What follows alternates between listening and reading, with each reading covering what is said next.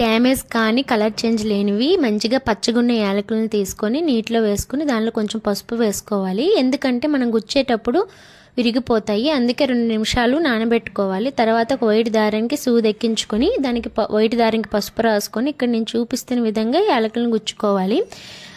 తర్వాత దానికి పసుపు కుంకుమ సమర్పించుకొని ముడి వేసుకుంటే యాలకుల మాల రెడీ అయిపోతుందండి. అయితే ఒక్కొక్క దేవుడికి ఒక్కొక్క రకంగా ఇన్ని యాలకులతో పూజ చేయాలని ఉంది. వినాయకుడికి అయితే 21 యాలకులతో పూజ చేయాలి. లక్ష్మీదేవికి అండ్ వెంకటేశ్వర స్వామికి అయితే 27 యాలకుల దండ కట్టేసి సమర్పించుకోవాలి. దీన్ని సుగంధమాల అంటారు.